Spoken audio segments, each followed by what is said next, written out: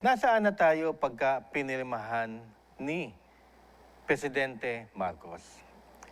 So, kailan siya magiging ganap na batas? So, number 2, 15 days thereafter, after ng signing ng Pangulo, bibigyan natin yung pinirmahan na good as batas ng 15 days.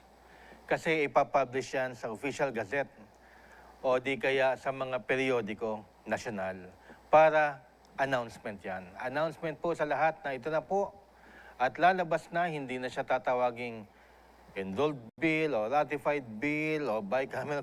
Wala nang ganon. Ang lalabas na po dyan ay Republic Act number, hindi pa natin alam ang number.